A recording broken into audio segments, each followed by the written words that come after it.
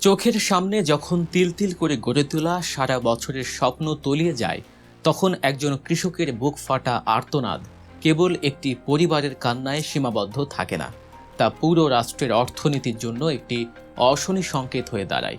টানা ভারী বর্ষণ আর উজান থেকে নেমে আসা পাহাড়ি ঢলে দেশের অন্তত 10টি জেলার হাওর অঞ্চল এখন এক মৃত্যুপুরীতে পরিণত হয়েছে।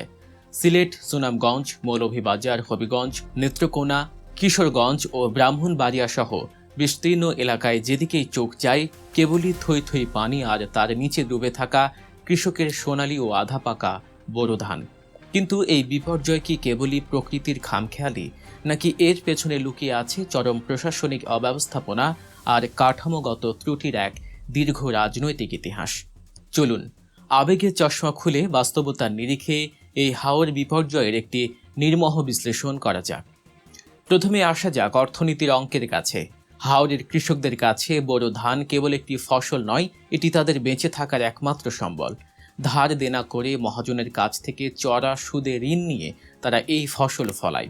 এই একটি মাত্র ফসলের উপর নির্ভর করে তাদের সারা বছরের খাবার, সন্তানের পড়াশোনা, চিকিৎসা এবং আগামী বছরের চাষাবাদের পুঁজি। কিন্তু আজ সেই ধান পানির নিচে পচে দুর্গন্ধ ছড়াচ্ছে। কৃষকরা আপ্রাণ চেষ্টা করছেন বুক সমান পানি থেকে কিছু ধান অন্তত তুলে আনার, কিন্তু এখানেই তৈরি হয়েছে এক নিষ্ঠুর অর্থনৈতিক ফাঁদ। বাজারে 1 মণ ধানের দাম 700 থেকে 800 টাকা, অথচ এই বৈরী আবহাওয়ায় পানি থেকে ধান কেটে আনার জন্য একজন শ্রমিকের মজুরি গিয়ে ঠেকেছে 1100 থেকে 1200 টাকায়। অর্থাৎ কৃষক যদি ধান কাটেন তবে তাকে নিজের পকেট থেকে আরও লোকসান গুনতে হচ্ছে। আবার ধান না কাটলে চোখের সামনে সব শেষ। অন্যদিকে ধান কাটার মেশিন বা হারভেস্টারের মালিকরাও এই সুযোগে ভাড়া বাড়িয়ে দিয়েছে। এমন এক উভয় সংকটে পড়ে হাওরের কৃষক আজ দিশেহারা। 2 বিঘা মাটিতে আমার 80 হইতে 90 মণ ধান হবে, একটা ধানও কাটতে পারি নাই। এবার একটু প্রশাসনিক এবং রাজনৈতিক ব্যবস্থাপনার দিকে নজর দেওয়া যাক। হাওরের ফসল রক্ষায় প্রতি বছরই কোটি কোটি টাকার বাঁধ নির্মাণ হয়। চলতি বছর পানি উন্নয়ন বোর্ডের অধীনে 145 কোটি টাকা ব্যয়ে 718টি পিআইসির মাধ্যমে 602 কিলোমিটার বাঁধ নির্মাণ করা হয়েছিল। প্রশ্ন হচ্ছে, এত বিপুল পরিমাণ অর্থ ব্যয়ের পরও কেন কৃষকের ফসল পানিতে তলিয়ে গেল? স্থানীয় কৃষকদের অভিযোগ এবং মাঠ পর্যায়ে চিত্র বিশ্লেষণ করলে দেখা যায় এই বাঁধগুলোর অনেকগুলোই ছিল অপরিকল্পিত। নদীর পানি উপচে হাওরে প্রবেশের পাশাপাশি এই ত্রুটিপূর্ণ বাঁধগুলোর কারণে বৃষ্টির পানি হাওর থেকে বের হতে পারেনি। অর্থাৎ যে বাঁধ কৃষকের রক্ষা কবচ হওয়ার কথা ছিল, অপরিকল্পিত নির্মাণের কারণে তাই এখন হাওরের গলার ফাঁস হয়ে দাঁড়িয়েছে। এই 145 কোটি টাকার কতটুকু সত্যিকারের অর্থে বাঁধ নির্মাণে ব্যয় হয়েছে আর কতটুকু দুর্নীতির পকেটে গেছে, সেই প্রশ্ন এখন হাওরের বাতাসে ভাসছে।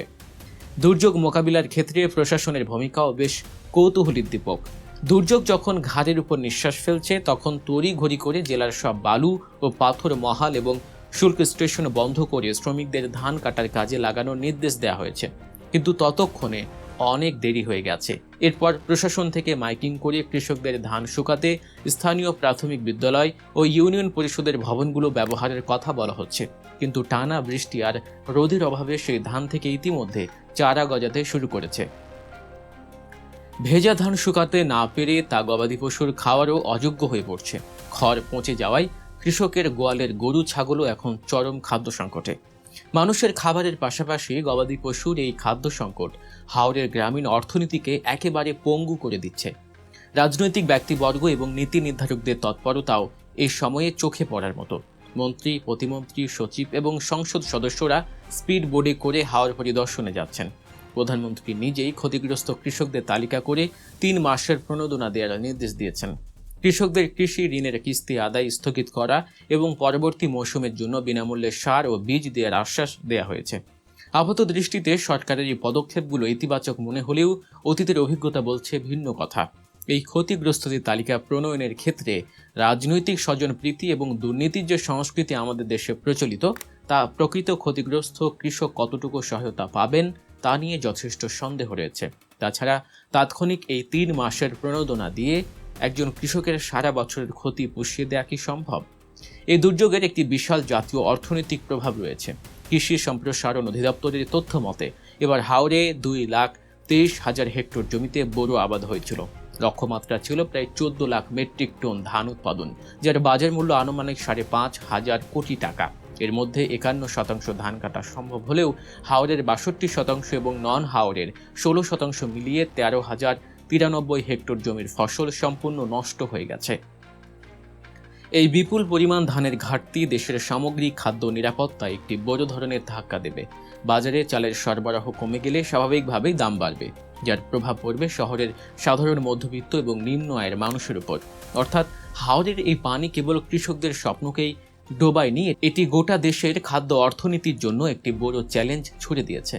নেত্রকোনার কংস ও উদ্বাখালী নদীর পানি বিপদসীমার অনেক উপর দিয়ে বইছে। সোমেশ্বরী ও গণেশ্বরী নদীর পানিও নিম্ন অঞ্চলে প্রবেশ করে ধানের ক্ষেত তলিয়ে দিচ্ছে। প্রকৃতির এই রুদ্র রোষের উপর মানুষের কোনো হাত নেই, এটা সত্য। হাওরের আকাশে যখন ঘন কালো মেঘ জমে এবং বজ্রপাত শুরু হয়, তখন প্রাণের ভয়ে কৃষকরা মাঠ ছেড়ে পালাতে বাধ্য হন। কিন্তু প্রকৃতির দোহাই দিয়ে কি কাঠামোগত এবং রাজনৈতিক ব্যর্থতাগুলোকে ঢেকে রাখা যায়? প্রতি বছরই বর্ষা আসে, পাহাড়ি ঢল নামে, এটি এই বদ্বীপের চিরচেনা রূপ। কিন্তু এই দুর্যোগ মোকাবিলায় আমাদের প্রস্তুতি কোথায়? কেন বারবার বাঁধ ভেঙে কৃষকের চোখের জলে হাওরের পানি ভারী হবে? কেন কৃষিতে আধুনিক প্রযুক্তির ব্যবহার এবং দুর্যোগ সহনশীল জাতের ধানের উদ্ভাবন আজও হাওরের প্রান্তিক কৃষকদের দোরগোড়ায় পৌঁছাতে পারেনি? এই প্রশ্নগুলোর উত্তর খোঁজা জরুরি। হাওরের কৃষকদের এই কান্না কেবলই রিলিফের চাল বা কয়েক মাসের প্রণোদনা দিয়ে থামানো যাবে না। এর জন্য প্রয়োজন দীর্ঘমেয়াদী দুর্নীতিমুক্ত এবং টেকসই পরিকল্পনা, পানি উন্নয়ন বোর্ডের কাজের স্বচ্ছতা নিশ্চিত করা, কৃষি বীমা চালু করা এবং ধানের ন্যায্য মূল্য নিশ্চিত করার মতো কাঠামোগত সংস্কার ছাড়া হাওরের এই বার্ষিক ট্র্যাজেডি কোনোদিনই বন্ধ হবে না। আজ হাওরের বুক চিরে যে হাহাকার উঠছে, তা যদি নীতি নির্ধারকদের কানে না পৌঁছায়, তবে আগামী দিনে দেশের খাদ্য নিরাপত্তায় এই চরম মূল্য চোকাতে হবে আমাদের সবাইকে। কৃষকের এই অশ্রু ভেজা সংগ্রামের গল্পগুলো যেন শুধু খবরের শিরোনাম হয়ে হারিয়ে না যায়, সেদিকে আমাদের নজর রাখতে হবে। দর্শক, দেশ ও বিদেশের এমন আরও গুরুত্বপূর্ণ সব ঘটনার পেছনের রাজনৈতিক, অর্থনৈতিক বিশ্লেষণ এবং নিখাদ সত্যটি জানতে সাবস্ক্রাইব করুন গল্প নিউজ। আপনার একটি সাবস্ক্রাইব আমাদের উৎসাহিত করে সত্যর পথে অবিচল থাকতে। ভিডিওটি সম্পর্কিত আপনারা যে কোনো মতামত বা পরামর্শ দিতে পারেন কমেন্ট বক্সে। এরকম আরও ভিডিও পেতে আমাদের সাথে থাকুন। আল্লাহ হাফেজ।